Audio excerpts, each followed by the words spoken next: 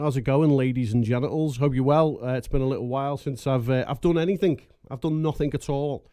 I took a little bit of a break from YouTube. I took a massive break from social media, not because of my, mental health. Just everything was pissing me off, and it was great. I didn't have to look at anybody doing bench pressing. I didn't have to look at anybody's lunch. It was pretty fucking groovy. But we're back today. This amp is the Park 75. I've used this quite a lot over the years in a professional manner.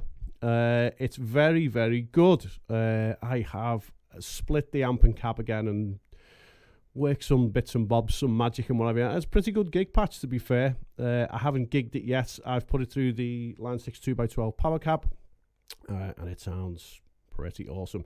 So this is two snapshots. There is a mild and a drive, and I will go through what is what and where and why right now. Let's dive in, shall we? Up the front is a 60s bias trem. Nothing dramatic on that, to be fair. I mean, there is... You can hear it, but it's not overbearing, which is kind of just us. I like it like that. Super overdrive, which only comes on in the second snapshot, and the Brit 75 norm, which it's a phenomenal amp. It just doesn't get as much attention as I thought it would. It's really, really one of those kind of gems that people go through the list and they go, that's cool. Moving on. Let's find a Marshall. In between the amp and cab is the old trick of mine that I've done for a very, very long time. It's the Kinky Boost. With the drive off, the boost on, and the bright on. And what that does is it just really picks up the sound without any need for EQ. Obviously, I've split the amp and cab, and I put the 4x12 blackback 30s in there because it just fitted slightly better. Using the crisscross delay as well today for that. Up top is the Tile, and down below is the Ganymede. Couple of different flavours in there from Monsieur Johnny Lee today. So let's dive in. This is the mild snapshot.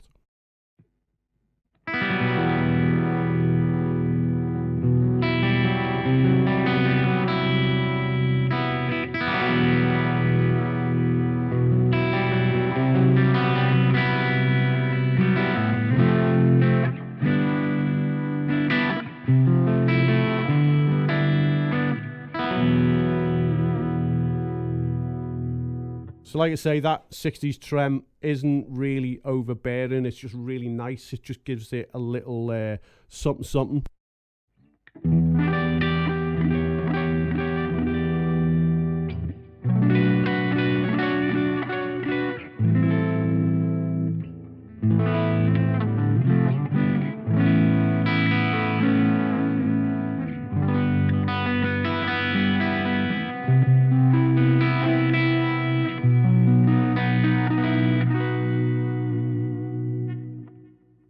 Nice, isn't it? It's nice.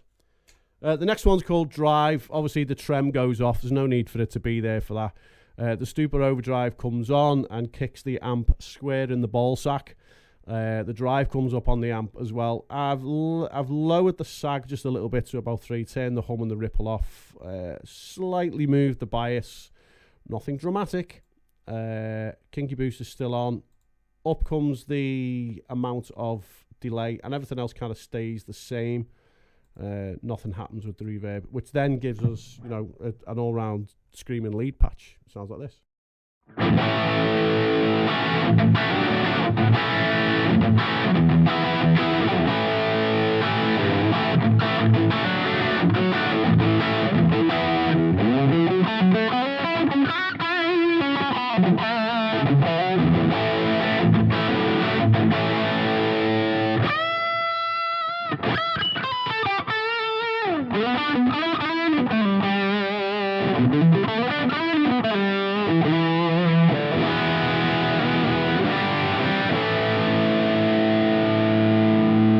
So there's enough gain there to be had if you wanted to kind of, add a bit more. So let me show you what happens if we turn off the Kinky Boost.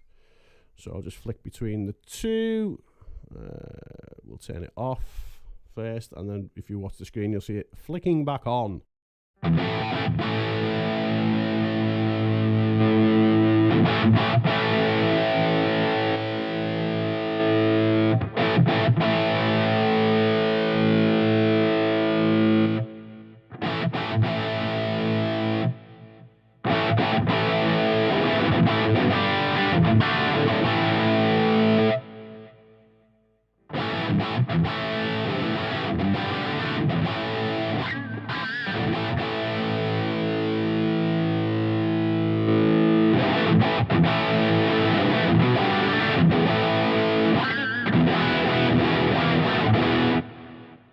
So it makes a huge difference, but it's clean as well. It's not really adding any.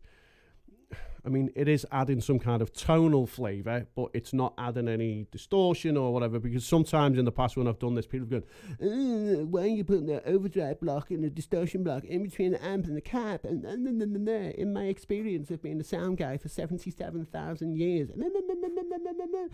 Fuck you. Okay? It sounds great. It's as simple as that. So there's your two snapshots. I've left you some room as well to kind of assign everything within the patch yourself. I've not assigned anything other than the snapshots 1 and 2. I've not assigned any of the pedals to anything, so you can kind of take that and use it as a template and use it for yourself. As always, thanks for watching. I appreciate you being here. I promise I won't leave it so long for the next one. Next video may be a Quad Cortex video, and if you're a Helix user, you should watch that anyway. It's always good to keep an eye on the competition, isn't it? Isn't it? Isn't it?